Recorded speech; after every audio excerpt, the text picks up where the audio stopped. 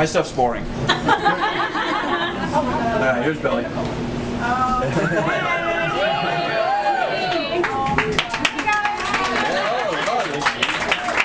wow. I just want to put that. So it's completely different tonight. Hi, Nicole. Hi, everybody.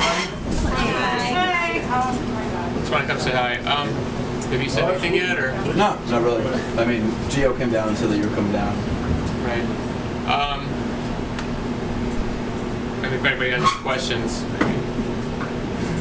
don't be shy. Don't be shy. Don't be shy now. My question was about the material on SPRC.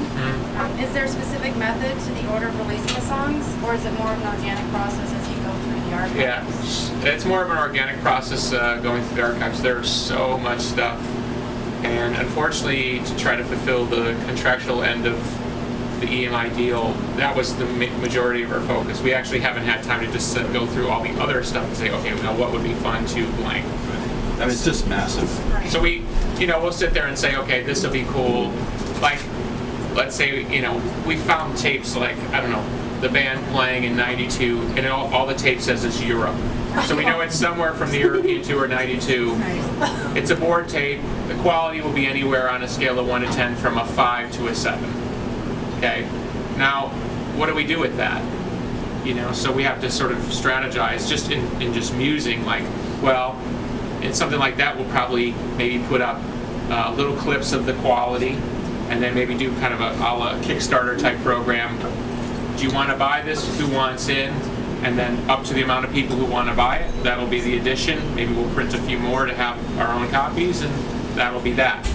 But if that's where we have to kind of balance because it's such it's an expensive process in a way that's hard to calculate, because it's just a lot of man hours or woman hours, and it gets a little easier from Melancholy on because the documentation gets a little bit more accurate, maybe.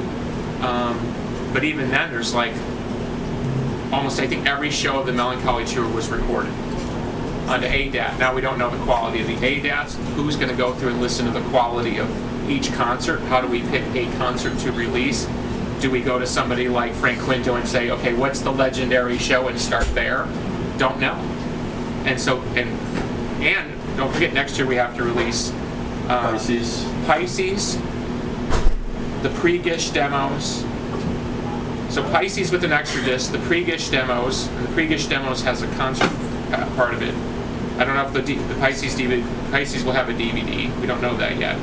Then we have to release Melancholy, all the B-sides, Airplane Flies High, and an extra disc, and a door and an extra disc. That's all next year. Yeah. Wow. That's to fulfill the contract. The upside of fulfilling the contract is we own and control everything unreleased, except for a very narrow window of things that they asked for. So, in essence, then we don't have to go, we want to release the band playing in '94 at this place. Can we don't even have to ask permission. There's nothing. So that's the upside of the deal and all that, but it's very complicated. And oh, by the way, we're touring. I'm writing a book.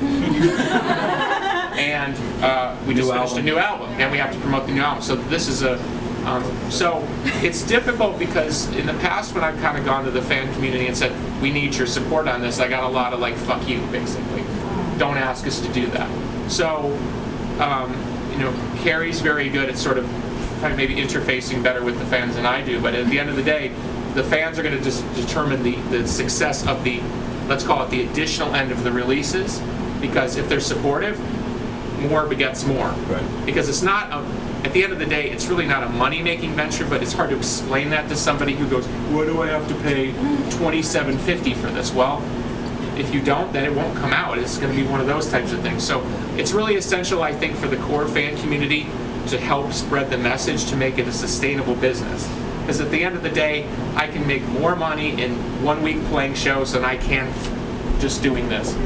But we want the music to come out, and we know people want the music, so. And we want it to come out in the best way that we can present it. So we're not just putting out the 2 mixes of Billy's cassette demos that he did in his apartment.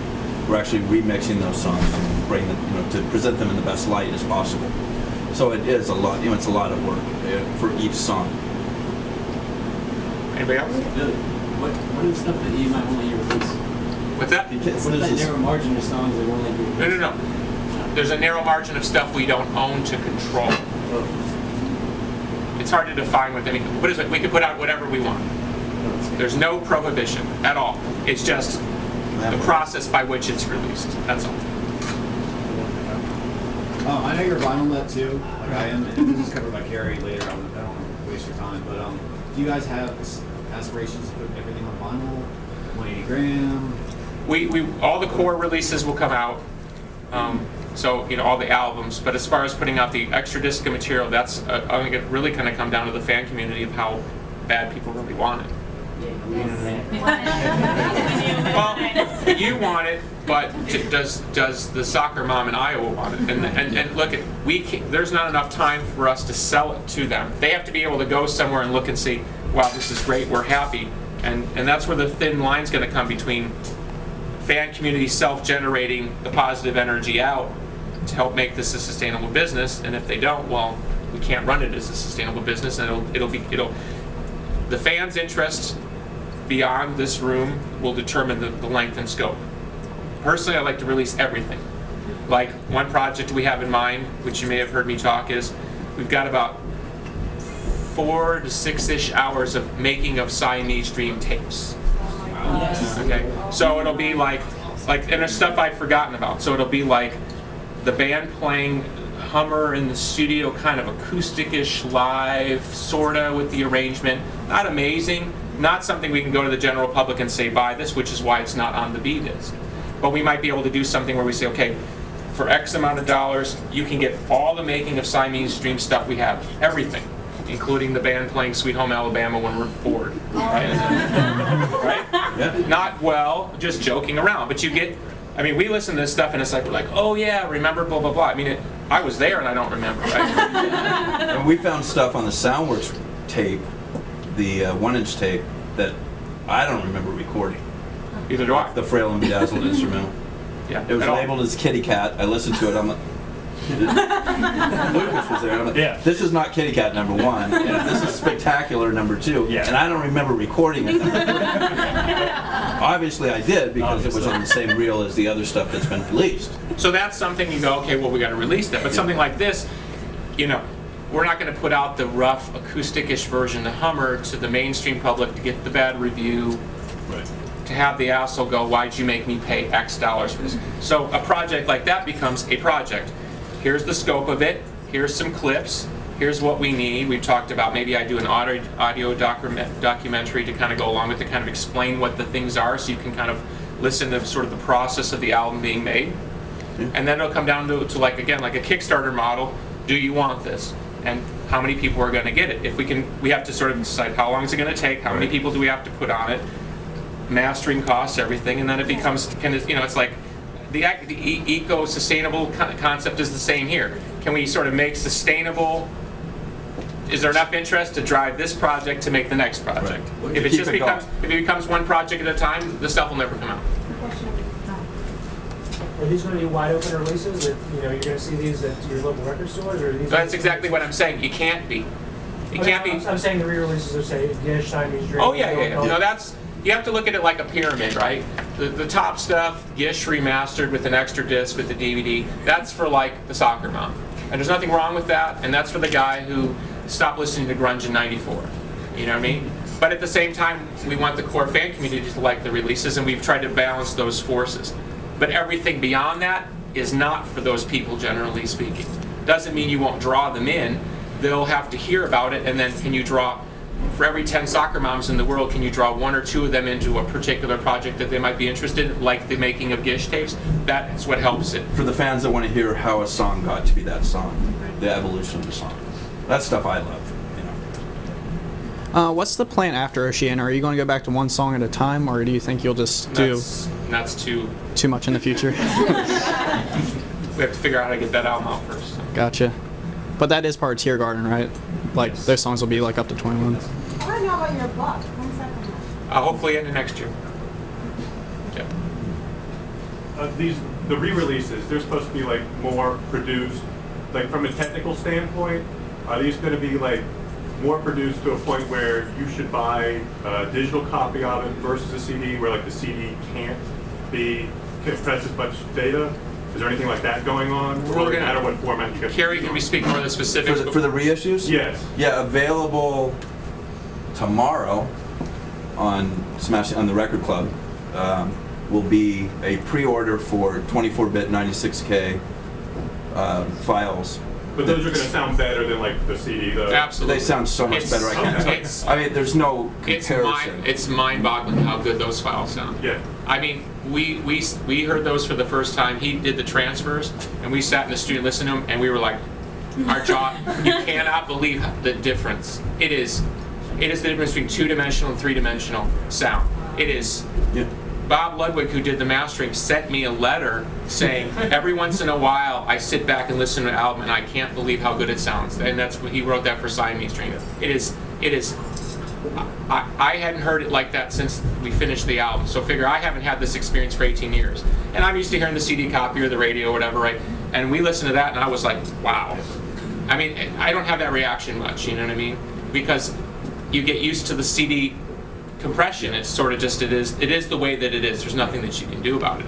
It's a flawed format. The big jump is from CDs at 16-bit, Yeah. and the big jump is the bit rate. And when you go to the 24-bit, it's just, I mean, I'm hearing guitar work that I'd never heard before on Siamese Dream.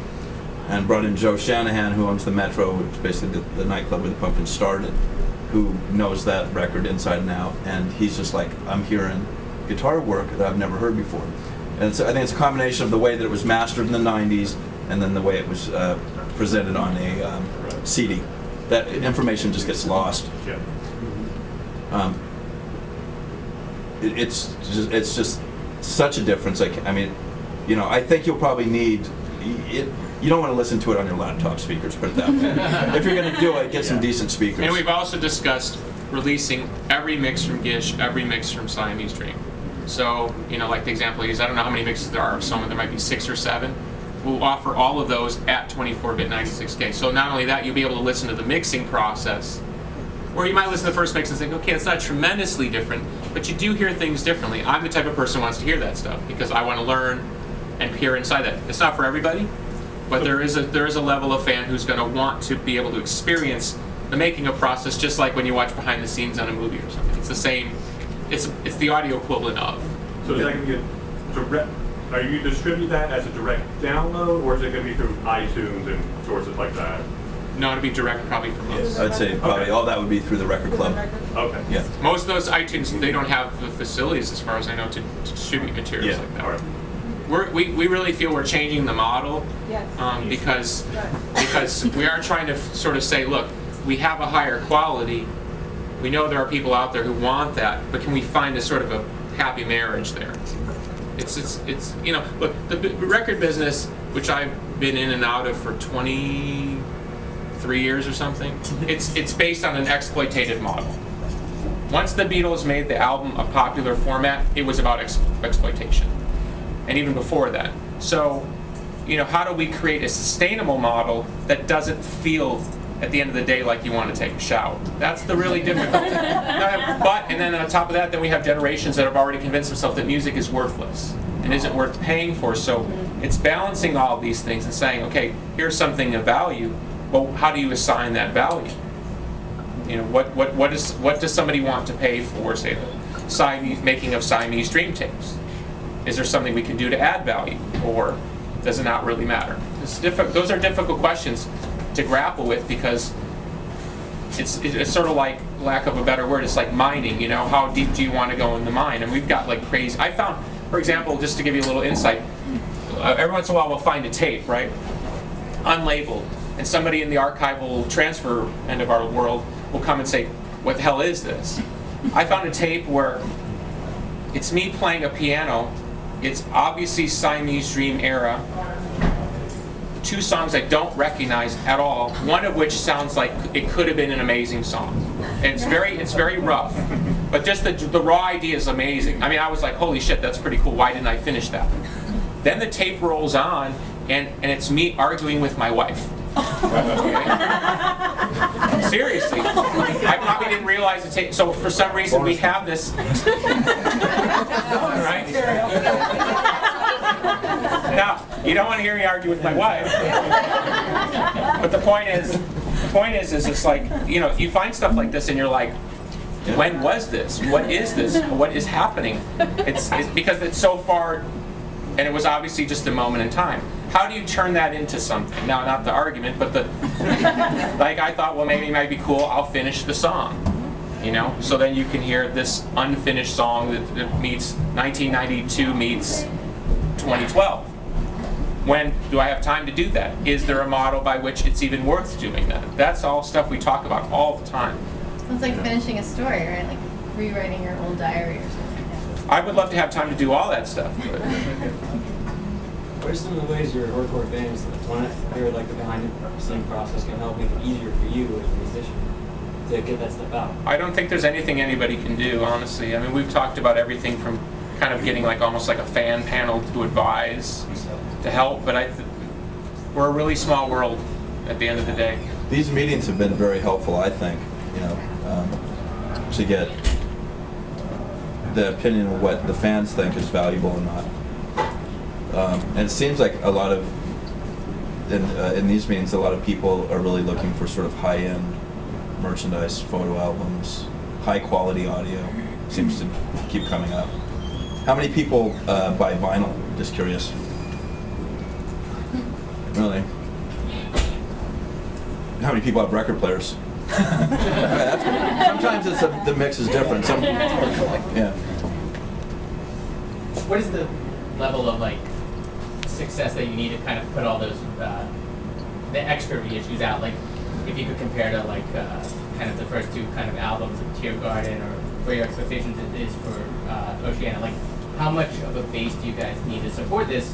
Versus is it? I would say it's more of an energetic positivity than a financial positivity. I mean, if at the end of the day you could say, if at the end of the day it's a zero, meaning I spend $30,000 and we make $30,000 in 1 penny, I can live with that. But if he's got to read all day on Twitter, this sucks, yeah, that's the end of that. Yeah. People lose perspective, and particularly, you know, I think what's happened within the band in the last 5 years, people lost perspective, and just now the perspective is coming to earth.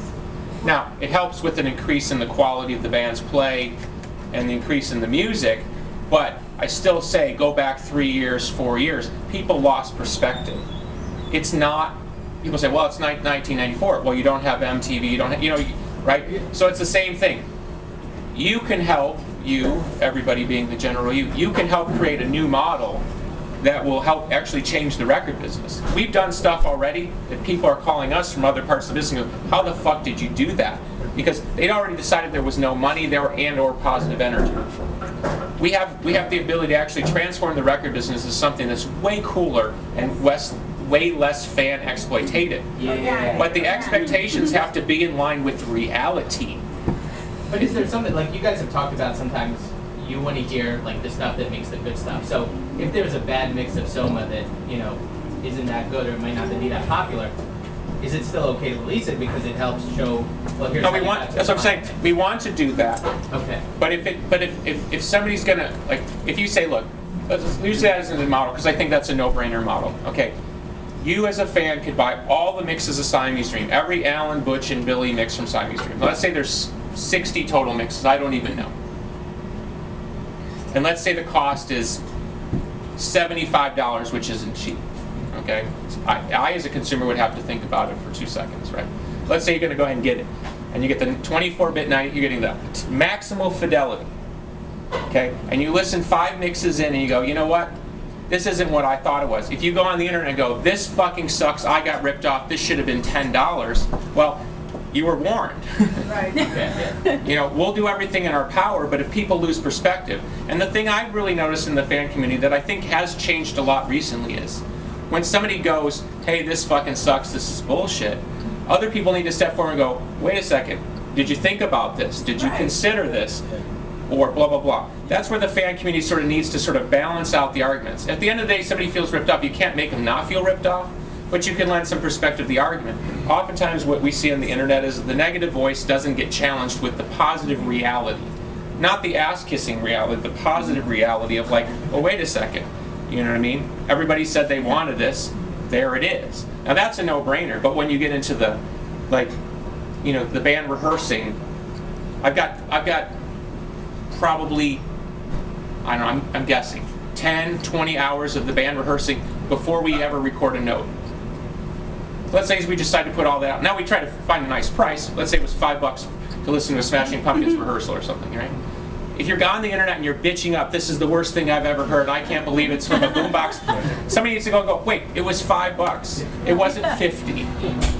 You know, that's where you got to have some sort of fan-based perspective. It's the positive, sustaining energy. It's the negative stuff that makes you go, you know what? Forget it. It ain't worth it, and we're just going to wait another 10 years for another audience to come in who wants to hear this. So. Yeah, I mean, right now we live in a world where people have no problem spending $15 for 3 lattes throughout the day, but $1 for a song is outrageous. You know, so we have to work within that mentality and find a new way. I have a question for all of you. Is there one song in particular on this tour, old or new, that is your favorite to play live? I have a couple. Do I have to pick one? You don't have to. You can list them all. I'm really into right now from the new record My Love Is Winter and Oceania. It's just beautiful and epic, and plus we get to do a little bass drum jam at the end. Yeah, a little rhythm is dancer. Might be a nice side project. Silver Fox probably my jam. Yeah. Play a lot. Silver Fox Mikey's jam.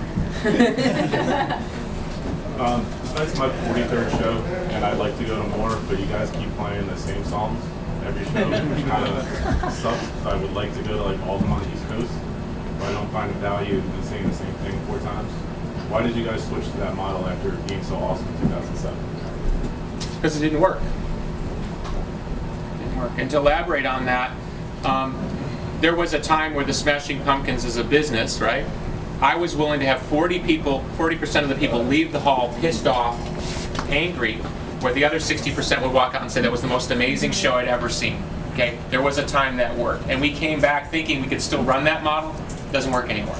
You can't have 300 people leaving a hall going on Twitter saying that's the worst show I ever saw, because then it kills all your business down the road. That's just the world we live in. There are things I used to do in the 90s and say that I can't get away with in the YouTube world. That doesn't make me weak, that just makes me smart. What's an example of that? And listen, there were, and this is not blame, okay, because it's a relationship, but there were innumerable opportunities for the fan base that existed in 2007, 2008 to properly support what was a return into a new world that they chose not to, and were more interested in trying to bury that band to try to get the old band to come back. And this is what was wrong. Now, the good news is the band's never been more focused. The band plays really, really well every night. This is the best reviews we've gotten since the 90s. Okay? So that's just the world we live in. I'm happy because I finally see some smiling faces out there for the first time in a long time. So if you don't want to come to 5, 10 shows like you used to, that's just the price we got to pay. Too. I appreciate it. Listen, if it was up to me, only me, Billy's World only, you know how I like to play. If anybody saw me back in the 90s, saw Swan, saw Pumpkins when we came back, that's the model I like to play. I like to step on stage and go, I don't know what the hell is going to happen tonight. Can't live like that anymore.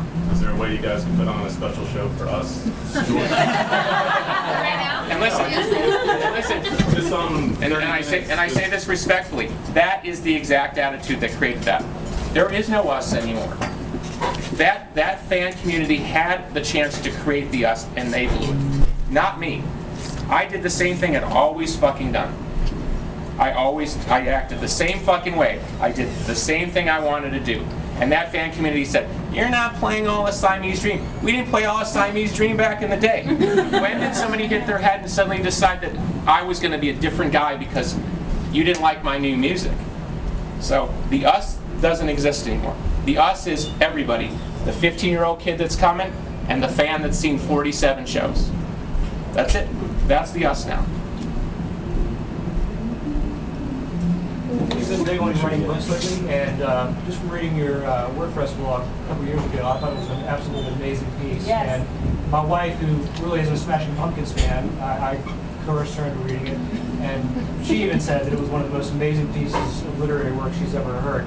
Even not being a Smashing Pumpkins fan, she just thought it was a very, very well written, very nice story. Okay. And just wondering if you ever thought about expanding on that or releasing it as That's the book I'm writing, basically. Is that the book that is okay? Well, it's the new version of that. Because that is an absolute. But it's from a spiritual perspective, not a celebrity perspective. Well, you're not from the celebrity perspective, more of just what you went through growing up, how hard you had to struggle to get where you are. More of an autobiography. Yeah. It is like that, but it's from a spiritual perspective. I'll say a lot of things you probably never heard me say. Hey, Billy. Let me ask this time. You mentioned Kickstarter a couple times. Is that something you're exploring, like one of these things, maybe trying to? I just use that as a to see what people like we are just willing did a to thing. spend We just on did. this? We just did a thing with David J. through our label. I think it's a decent model. Now maybe there's a better version of that. Where you expose the interest and you see, well, what would people be willing to throw down to help front the project in the first place? And if people were only giving 10, 15 bucks a head, or if people were willing to throw down. Here's the nightmare scenario. We go, hey, let's release this concert from 1990. Here's the band playing just before Gish. Oh, this sounds so cool. We print up 3,000 copies of vinyl, and we put out, and people buy 50, and they all tape it and send it to each other.